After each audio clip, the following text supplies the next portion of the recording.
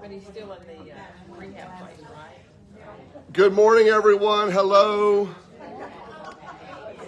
Hey, Susan, would you do me a favor? Would you stand up and look at that painting behind you and adjust it? It is so crooked, I cannot look at you. Thank you so much. The world is in a much better place now.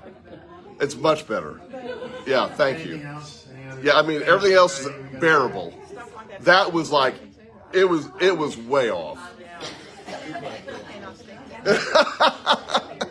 We just wouldn't have made it through the hour. Well, I'm not looking at it. If Linda had been looking at it, it would have already been taken care of. All right. Well, I hope y'all enjoyed Heather last week. I heard good things. Heather was here last week. Yeah. You were here, but not here. I heard y'all liked her. Yeah, she did. We just asked questions about missions, and she said, I can talk about this all. Yeah, she had a lesson prepared, but she didn't have to teach it. Y'all were so easy. What about the suppliers? Well, so I was teaching for her in Labyrinth upstairs, and Labyrinth is a long time ago. Labyrinth started as the youngest young adult class, and now they're not the youngest young adults. Imagine that. Right, it's the way the conveyor belt works. Right, they're moving on down, up, whichever way. I don't know. Anyhow, they've been doing a study on a book called The Four Fragile Freedoms. It's Baptist history. And I was there to be the last speaker talking about religious freedom, which is great, on the Sunday before the 4th of July. And Lance Curry and his wife Rebecca were there. And Lance is newly elected member of the Dallas ISD School Board. In case you didn't know that, Wilshire is a member on the school board now. And so much. Well, there's different versions of it. The original version is called Four Fragile Freedoms. There's an updated version that's got some of their title, but the subtitle is Four Fragile Freedoms. And it's by Walter Shurden, Shurden. Anyhow, Bible freedom, soul freedom, church freedom, religious freedom. Those are the four freedoms that Baptists have championed. All right. So it's been a minute since I've told you a funeral story. Well, because my funeral business has been off. This is a problem. Well, I mean, I don't know, because I don't know if it's that not as many people are dying. I don't think that's true. I think it's that they just haven't had as many needs for officiants because, A, the people who are dying either have a minister or don't want a service. This is a big trend right now, big trend, where you don't have a service at all. You may have a party, but I mean, I see a lot of folks do nothing for various reasons. So I'm actually going to read this to you. I've written this. Y'all are my test audience today. I haven't published this yet, but I want to. And I would love your feedback sincerely. This was yesterday at what I call lovingly the Red Lobster Funeral Home. Do y'all know what I'm talking about? Eastgate Funeral Home on LBJ in Garland. That used to be a Red Lobster. Yeah, right? Yeah, they've doesn't smell like cheddar biscuits still, so... Yeah, very nice folks there. Very nice folks. Yeah, well, they still have the thing on the side, but it's where the hearse goes. Yeah, the porte cochere. Yeah, or I think the correct pronunciation is porte cochere, right? But we don't say that in Texas. It's porte cochere. Yeah. Did y'all see some good fireworks, by the way? Yes. Only heard them. Oh, well, they were loud. Yeah. Oh, that's great. I went to Addison Airport. I was in the Kinsey Park area there, and all I had to do was go, my daughter came over, Shauna and Chance, grandson. Yep. And she put chairs out, and we just sat on my back patio and watched them all. Oh, that's park. Yeah. Okay, this Okay. In Garland, they had the drones and they did all this. Oh, that's cool. Oh, yes. Yeah, those drones are cool. Yeah, like they did the American flags and they did, you know. all Yeah. that. Oh, that's cool. No, I like that. We were at some friend's house on Cambria, just this side of Lakewood Country Club, in their front yard, and we could see the Lakewood Country Club fireworks right in front of us, and in the distance we could see the Fair Park fireworks. Wow. That were spectacular. Yeah, they were really, really good. All right. The title of, I'm planning to publish this, but again, I want your feedback. You can talk to me after class. The title is What to Do with Your Daniel Scar. Your what? Your Daniel Scar. It's going to make sense in a minute. Headline writing is a whole nother art, by the way. I had someone say on social media this week a headline I'd written was the worst headline ever in the history of headlines. Which it was not, because I saw somewhere else the worst headline in the history of headlines. What they meant was they didn't like it. They didn't like the story. But that's another thing. Today, I did something I've never done before at a funeral. Something so ill-advised that pastoral care professors reading this likely will flinch on hearing it. Something so ill-advised except when it's suddenly very necessary. I told part of my own story to a crowd of people I never had met to help them hear what else I needed to say about their grief. That's not what I intended to do when I walked into the chapel for the noon service today. But when I looked out over the sea of about 100 pained faces filling the room, and as I listened to the stories of 4 eulogists, I knew I needed to change my plans. Daniel was 43 years old. No spouse or partner, but he was the beloved son, brother, and uncle to adoring family members. He was a man's man, big, loud, full of life, loved to hunt and fish and be outdoors. He brought joy to everyone around him. But beneath that public persona, Daniel didn't think his life mattered. The pain led him to take his own life.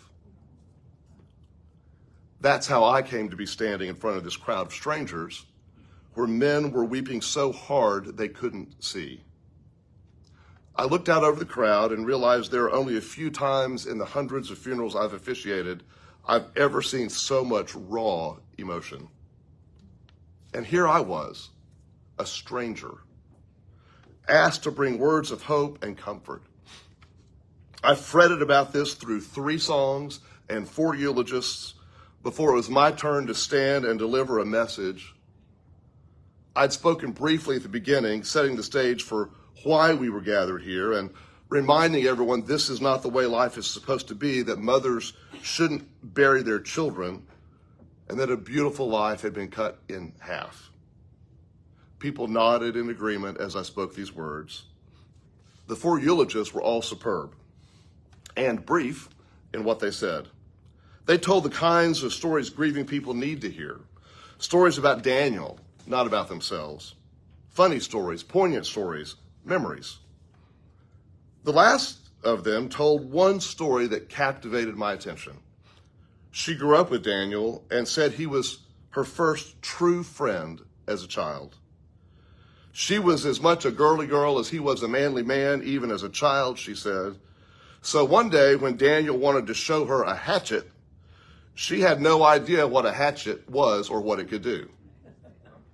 You see where this is going, right? I listened and I did a quick visual inventory, and the speaker appeared to have all her limbs about her. But sure enough, there was a mishap that day, though, and the speaker nearly lost a finger in Daniel's hatchet demonstration, she said, holding up one scarred finger as evidence of that. Now I have a Daniel scar, she said. My mind was racing. I knew I needed to pick up on that theme when I spoke next. That was too good to let go. When I rose, I took off my suit jacket, laid it on the small pew behind me, and approached the podium.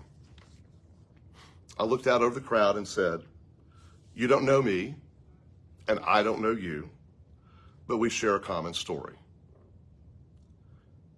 Depression is a disease that tells you lies. It tells you you are not worthy, that your life doesn't matter, that the world would be better off without you in it. I know, because like Daniel, I've been there, and I am still there some days. And based on statistics, at least a few of you in this room today know exactly what I'm talking about. You have been there too. Maybe you're there today. By this point, I was unbuttoning my right shirt sleeve and rolling it up to my bicep to reveal the semicolon tattoo that's there. This is my Daniel scar, I said. This is a reminder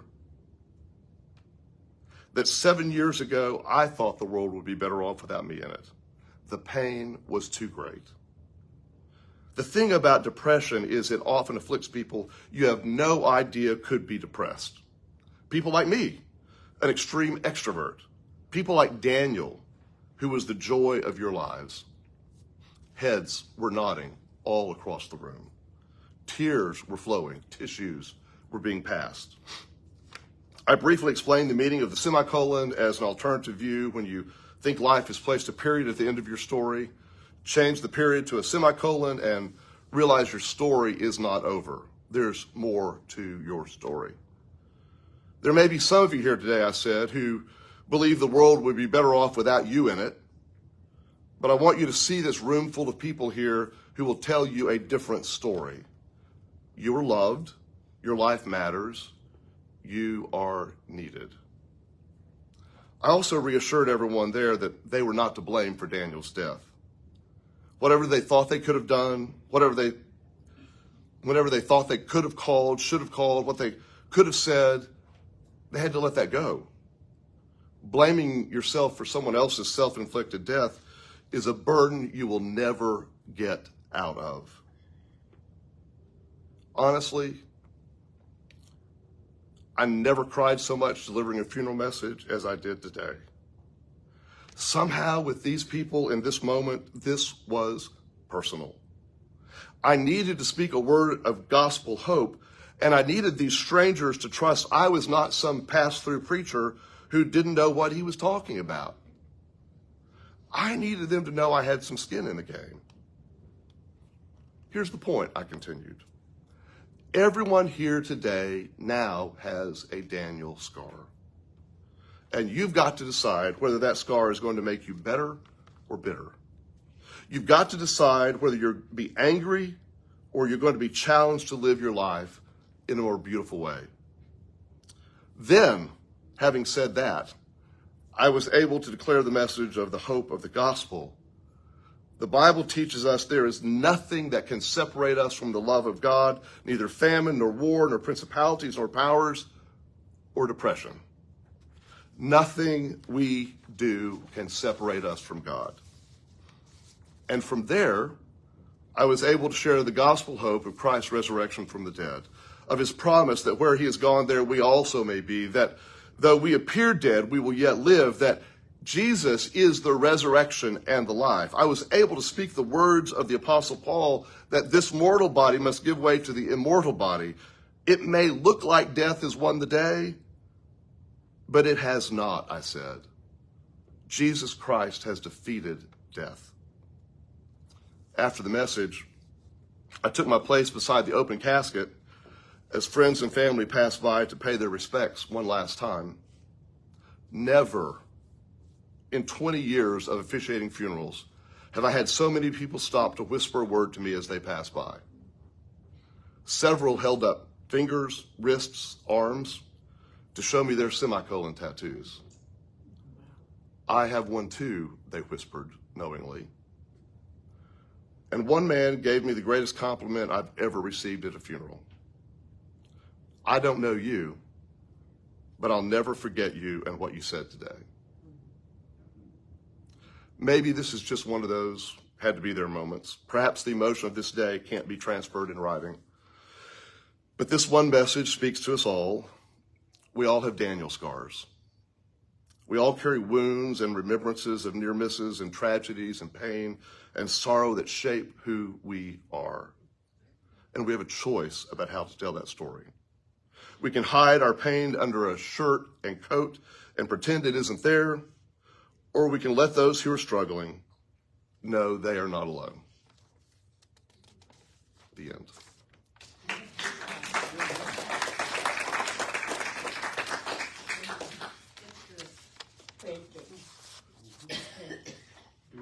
Dwayne? On a daily basis, I read Our Daily Bread from our spiritual nourishment. Yes. I haven't yet today. Having heard this, I don't feel the need to. Thank you. Thank you, Jim. Do we discuss are we really going to discuss the theology and all of that, or I don't know. Well, it's not my intent for that to be a lesson today. I do believe everything I said. Yeah. Nothing can separate us from the love of God. Okay, now, I agree with that. But then you read, Jesus says, you know, there are those that get away from me, I never knew you. So, Yeah. what does that... That's those who've rejected Christ explicitly. Right, okay. Is that gonna be in BNG? Yeah. Yeah, I'll probably post it tonight. Yeah. Very well written. Thank you. That I appreciate that, Susan. I emailed it to my therapist last night.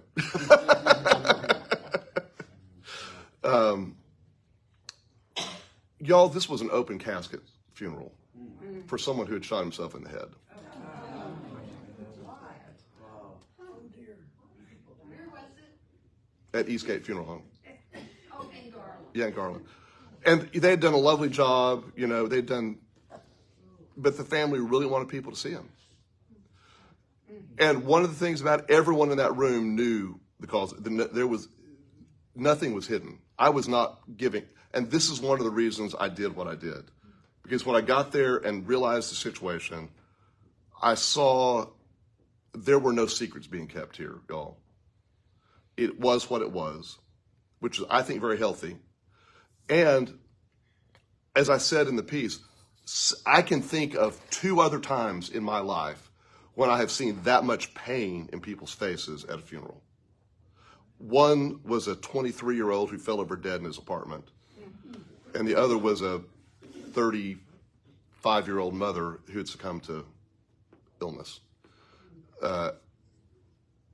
It's that level of shock and just trying to make sense of the nonsensical, right? Susan? Do you know anything about, you just walk into these situations not knowing any history of what's going on? Well, I know some because I've talked to the family on the phone. Oh, okay. Yeah, I've talked to the family on the phone, typically, but that's it, right? Yeah. I'll do a moment of crusading here because I've got 2 people in my family that are currently going through this. Postpartum depression for women has become a huge Yes. thing. Yes. And so many people, husbands, want to just say, you'll get over it. You know, we've been through all this hormone stuff. Blah, blah, blah, blah. Yeah. Just deal with it. And oftentimes it's just not that simple. Thank you for that reminder. Postpartum depression is one big form of depression today, and it's real. It's not made up, right? And there's enough to be anxious about in the world right now that can depress almost anyone, right? Some of us have a natural bent toward that, I think. And I also meant what I said in the piece. I mean, here's a guy who was so outgoing, so beloved by nieces and nephews. So, I mean, the life of the party. So was Robin Williams. Y'all, okay? Appearances can be deceiving very often. And this is another one of those things where I think we just need to give people grace even when we don't know they need it. Even though we don't know they need it. Yeah, Susan? To add to what Ann is saying, that, I mean, postpartum depression has been around for years. I've been working with people with that for a long, long time. But what I've noticed in the last several years is that we really call them postpartum mood disorders, and anxiety is just as much or more prevalent than depression, and many times it's a combination. So Susan's saying, in her experience as a therapist, having worked with a lot of patients with postpartum mood disorder, there's a big mix of anxiety in that as well, right? Something y'all may not understand, and let me just while we're on this subject, young people these days, anxiety is their life. Children. Yes. For a variety of reasons, we could dissect all that, but it is a big, big deal. The anxiety among young adults who really, from your perspective outside, say you have no reason to be anxious, right? But they are, and it's real, right? Yes. They're wanting a request to post it, so I say check Baptist News. I'll post it tonight. Yeah, I'll post it tonight, probably. I often have post MSNBC.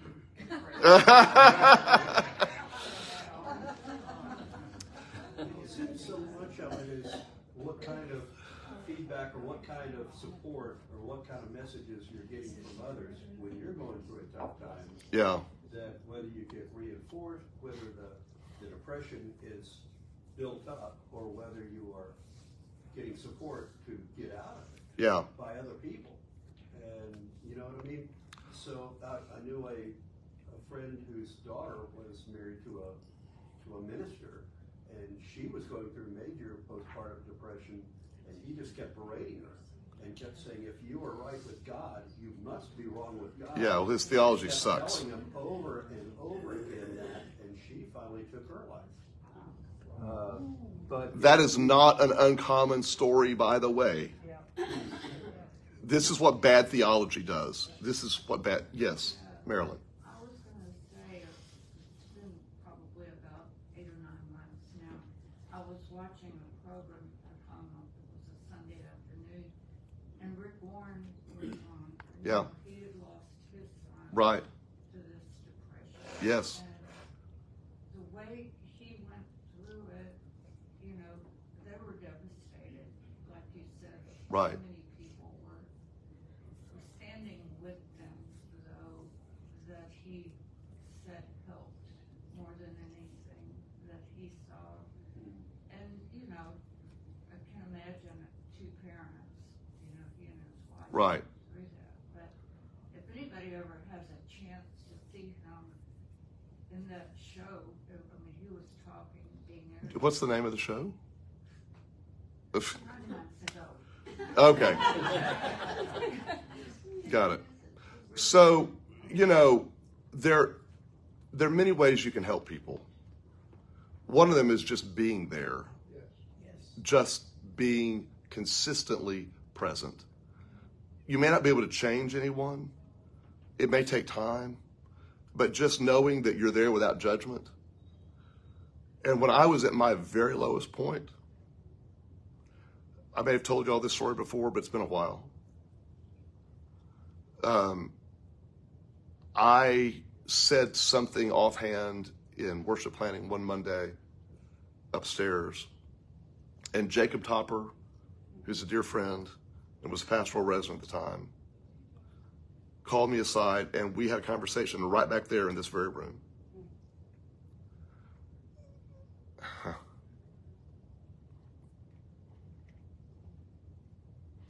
Where Jacob said to me, would you promise me one thing? Before you hurt yourself, would you call me and give me a chance? And I said, yes. And that one little act probably helped save my life. I never had to call him. But I knew I'm fine. No, I'm just used to crying. I'm used to crying. Keep them anyway. Yeah. Right. And so there are simple things you can do to be a friend, right? Not berating people is a good start. Believing people when they tell you they've got a problem. I've got a corollary piece I'm working on that's not ready for prime time yet, but it's a subset of this same idea. Y'all, I know so many gay men and women who grew up in homes where they were berated for being who they were before their parents knew who they were. They were subjected to gay jokes. They were subjected to snide comments. And even if the parent later accepts them and says, I love you for who you are, when they finally come out, so much damage has been done by unthoughtful words. This is what our prejudices do, not just to people we don't know, but to people we love. And what I want to be able to say to this is a message to parents. When you're raising kids and grandkids, watch your words. If you go off on a tirade about transgender people, what's going to happen when one of your grandkids turns out to be trans? Are you going to be able to reel back all those words you've spoken? The nasty things you've said, the jokes you've told? And this has been so much a part of, I mean, when I look back on my own life, growing up in a Southern Baptist conservative culture in central Oklahoma mainly, as a kid, I just didn't know any better. I didn't know any better. When you say be there and be there for them, Yeah. there's so many times people say the wrong things or Yeah. they give the wrong kind of message. Even as somebody passed, oh, I know, I had a father who died too. No, they don't want to hear that. What kind of messages for somebody who's going through something like that? What kind of support should we give them rather than God will heal you? You know, I mean, what? I think the questions help. When instead of having something to say to them, that you put the focus kind of on where they are and ask questions. Yeah. Yeah, tell me what you're going through. Yeah. Tell me. What's a good day look like? Yeah, honest to God, just listening to people. And you may hear the same story over and over and over again. Susan, I said to my therapist one day, aren't you tired of hearing the same stuff from me over and over again? And he said, well, it doesn't really seem the same stuff to me. It does to me, because to me it's all part of a whole, right? But just being a friend who listens and doesn't try to fix things. Because God has not appointed us to be the fixers. God has appointed us to be the listeners, to listen, to be empathetic, to hold someone, to hug them, to let them cry, right? When someone is dealing with grief, you can't do that for them. You can't carry their grief for them, even if you want to. But you can give them a shoulder to cry on. You can bake them some cookies. You can take them to dinner. You can get them out of the house. You know, you can take the dog for a walk. These things, because it's just some days it's hard for people to do basic things, right? So, Mark, I am absolutely shocked to hear your story, and thank you for sharing it. And it raises the question, how do we know? I had no clue, and I'm Right. guessing most of the people in this room had no clue what Right. you were going through. So how can we be more? Well, this is, I may have to get our therapist to speak here. This is part of the problem, because most of the time it's not obvious. Right. I mean, some people, you can say, oh my God, you're obviously serious. You're clinically depressed. I can see that. But that's not the normal thing, right? Susan, how would you? Well, I didn't realize how bad this was for you. I knew what the difficult physical stuff you were going through and how hard that was. Yeah. And I think just, knowing those sorts of things about people and asking how are they doing with that, could be helpful. This has got to be really hard, all of this stuff that you've been going through with this, Right. the problems since your surgery and all that. So, what could be helpful for you? Say what? Repeat. Oh, yeah. So, thank you. What Susan said was simple things again. like if you know that someone's having physical problems, ask about how they're doing without being, ask about how you're doing emotionally without being too prying, right? The other thing I would say about this that makes it so difficult is a lot of times the stuff people are dealing with, they don't want to talk about. Well, that was my sense with you. Yeah. Your physical ailments. Right. I mean, in 7 years ago, it was the physical ailments that were feeding the depression, right? But we go through different phases of life, and y'all, there are a lot of folks who are dealing with shit you don't know, and you probably don't want to know. One of my good friends has this saying, someone asks a question about something going on, and his response is, are you really sure you want to know the answer to that? Because if I answer that question, you're going to know a lot more than you want to know, right? And this is, there are different ways that people deal with this. And I know I'm just making this more muddy and not helping. But, some of it is just having people around you. Do you know the number of people in America who live alone today is the largest it has ever been in American history? And you guys here in this room are evidence of that, right? Because I'm looking across this room and at least half the people in this room live alone. And that's probably by choice, right? The women are going down. Yeah, it's by choice. But some people, when they're lacking that daily interaction with other people, it makes them more vulnerable.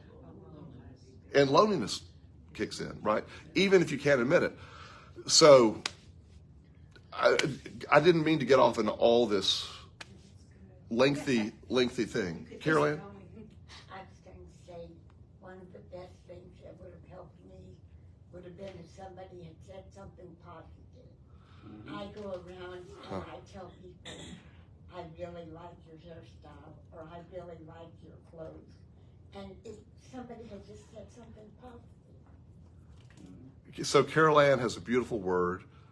In her time of difficulty, if someone would say something positive to her, and she tries to model this by complimenting how people look or their clothes or their hairstyle, just any positive word could help get you going again, right? Well, I love your blouse. I was going to tell you that even before you said that. So sincerity matters, and that was sincere. We're sincere. There was a hand over here? I had a hand. Yeah. Our social worker will speak now. I did therapy for a long time with depressed people.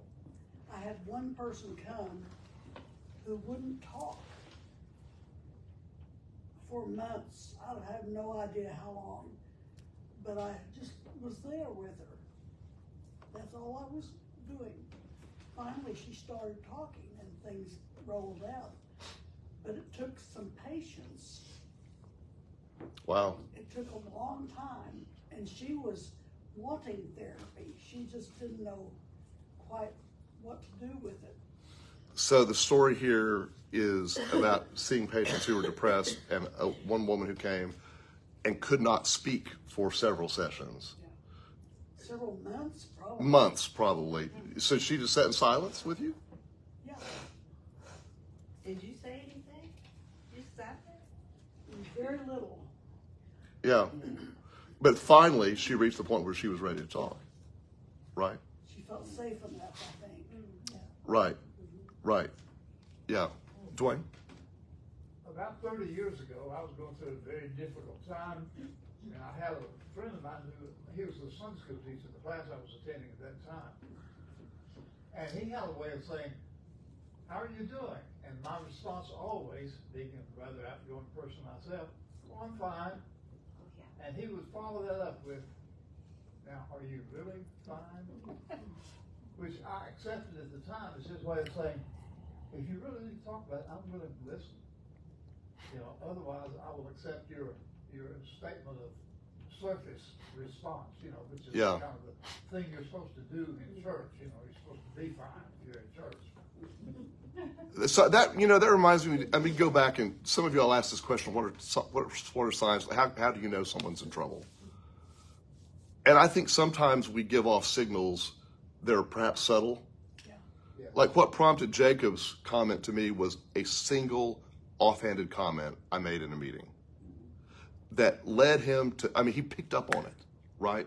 To say, "Oh, I don't like what I'm hearing there," and sometimes they're said as jokes.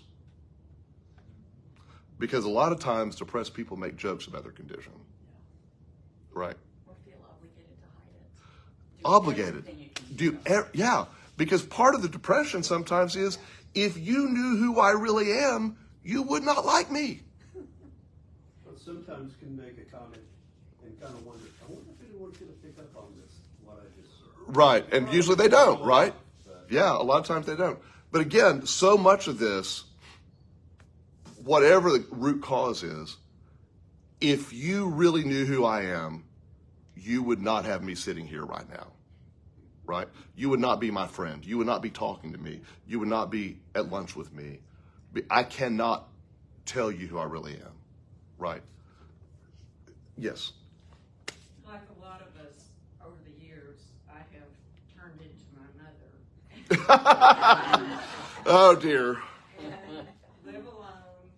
So you go out, I don't care if it's the grocery store or Super Target or what it is. I will talk to a wall.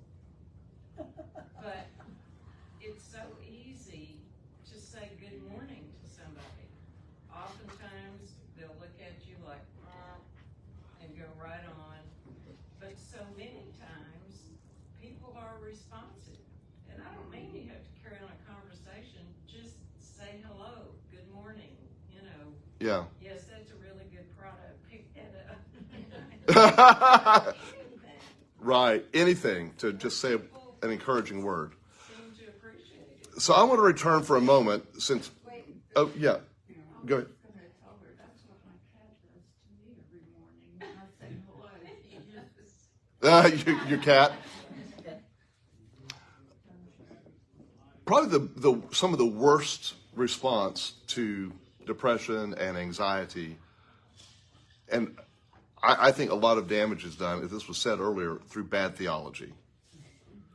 Whether it's from a preacher or a Sunday school teacher or a parent or a friend. Y'all, just because it's a meme on the internet does not mean it's true. I saw one this morning that just, I had to check myself because it's not someone I know. I don't even have a dog in that fight. And they probably don't know that many people. It's probably only seen by, but I mean, it was so bad. I wanted to say, you are absolutely wrong. The Bible doesn't say that. What you say it says, right? What'd they say? The meme said that we are not naturally children of God. We have to be adopted. The Bible says we have to be adopted to become children of God. And people were responding saying, well, who created you then? So finally I said, okay, y'all are doing your work. You don't need me to weigh in on this, right? There's bad theology everywhere.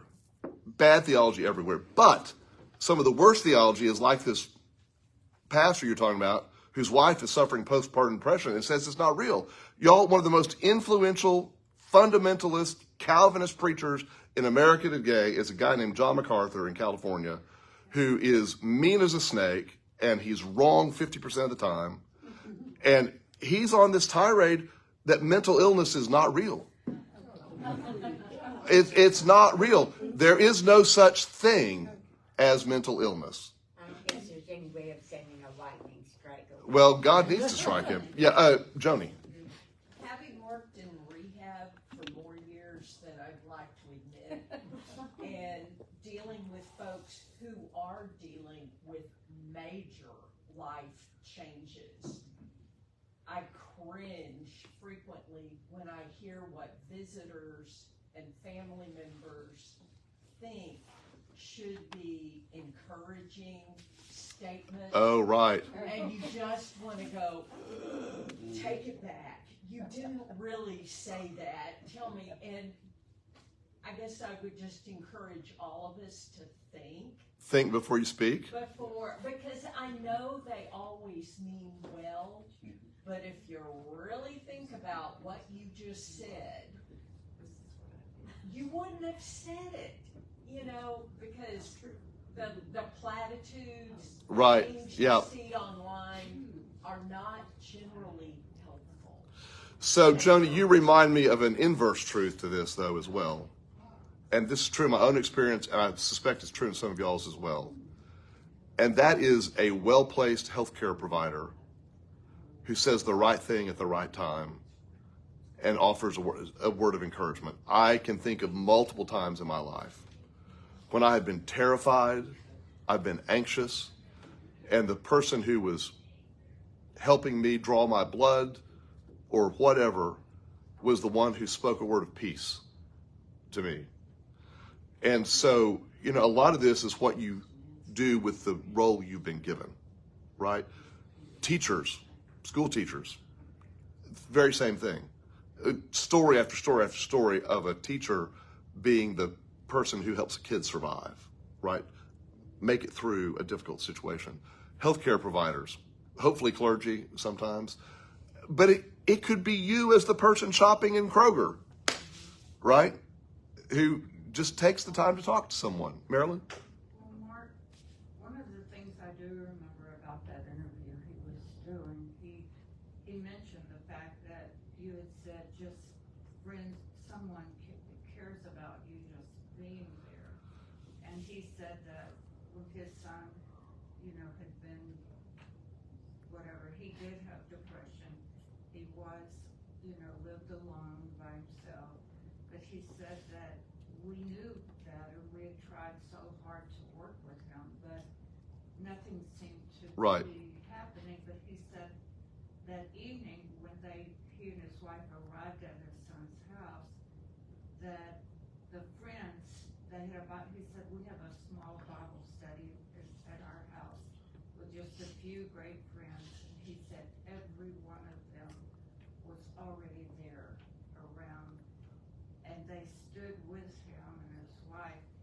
But then further on the program, he said, but I have no doubt whatsoever that my son is with Jesus right now. And I think that's important for anyone and everyone who's a family member or someone they love to know that. And this is more from the Rick Warren story, if you're catching this. that I can't remember The name of. Okay, Jim. Okay, so, speaking of theology and depression to the point of suicide, it was asked of Crystal downtown, who you think, he's old-time school theology, but he said he's come to understand years ago, he said, I used to think, talk about suicide, is it the unpardonable sin? Absolutely not, he says, behind you to your right. Okay. And he says, he said, you can have a blockage in your heart and have a heart attack and die. You can have something break loose in your bloodstream and run to your head, have a stroke and die. You can have poison in your bloodstream, have leukemia and die. You can also have problems in your brain, in your thought processes that actually take you to the point of killing you. You seek medicine first on all these things and medical care, if at all possible, but there are times that it takes your life in your head. And is God not also merciful in those cases, just as he is for the heart and the stroke and the leukemia? Of course he is. He loves his children. Well, that's one of the smartest things Chris will ever said.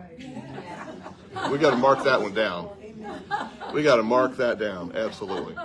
All right, let me see if I can bring us around to a little bit of hope out of this impromptu discussion we've had today. We're supposed to be talking about God's preference for the poor. We can always talk about that. The poor, Jesus said, the poor you always have with you, right?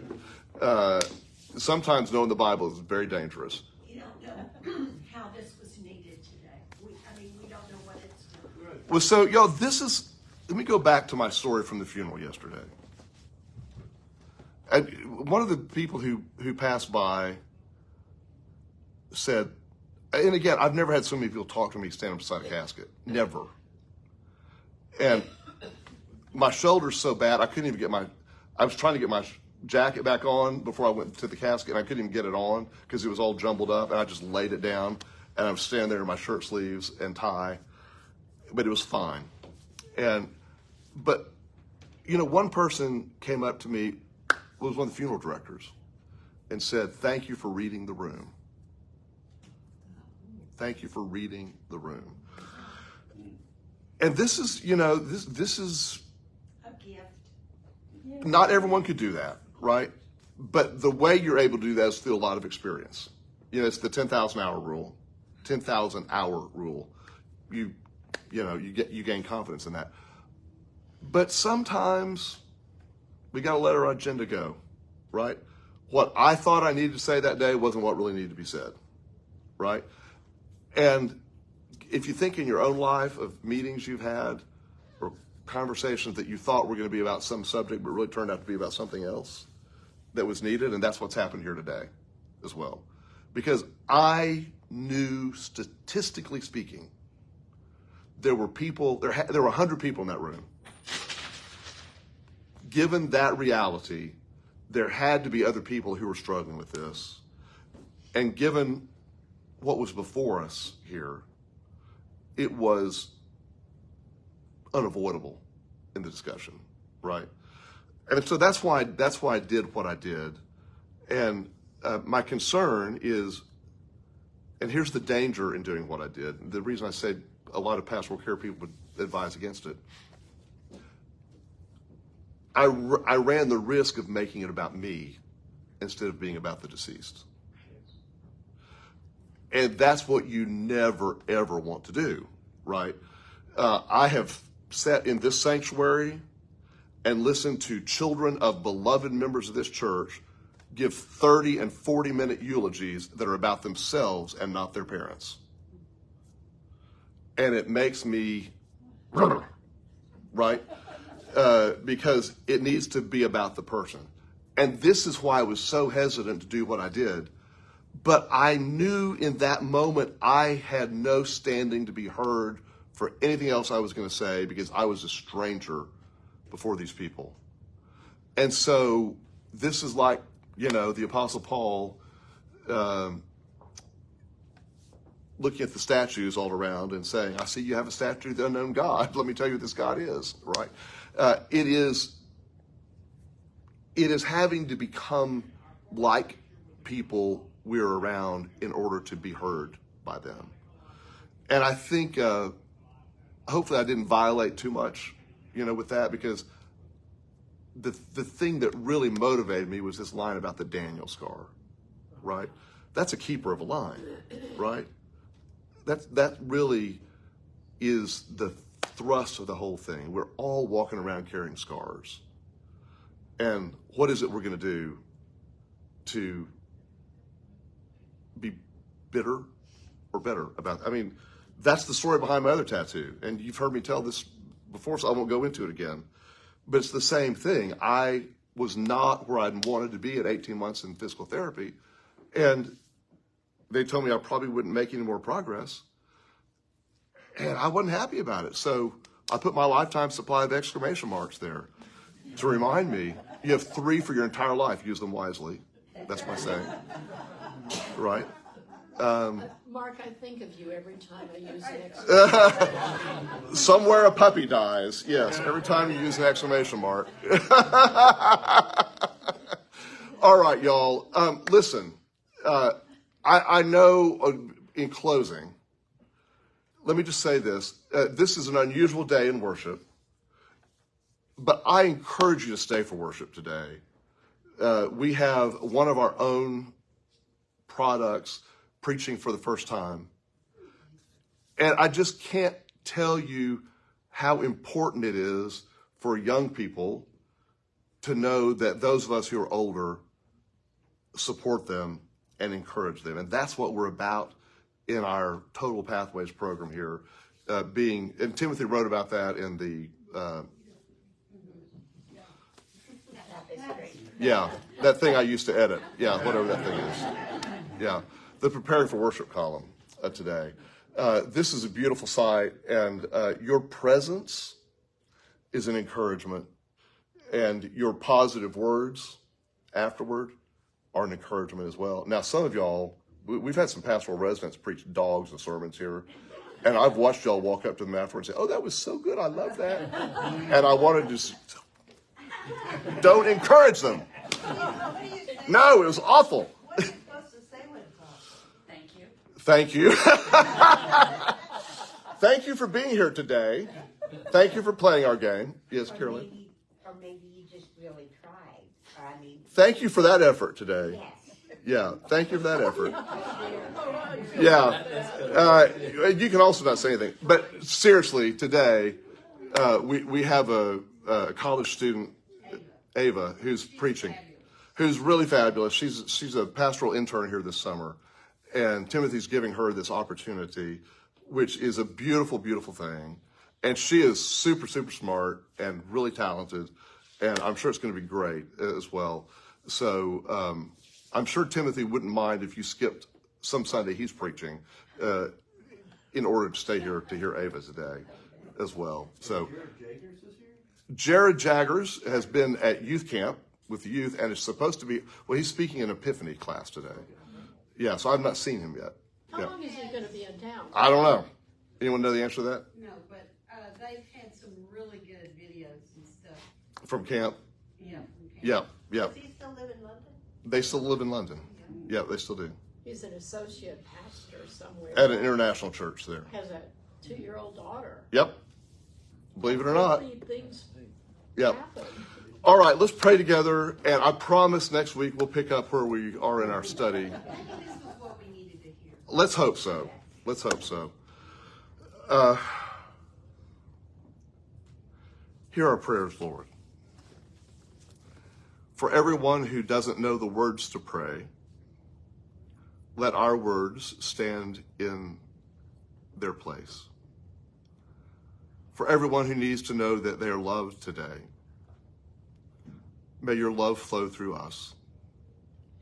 For everyone who needs to be lifted up out of a pit of despair, may we give just a nudge in the right direction. And we pray, God, that everyone here, everyone hearing this prayer even now, would know that they are loved dearly by you. We give you thanks, God, for your creation and your love and your grace. Through Jesus Christ our Lord. Amen. Thank you. And how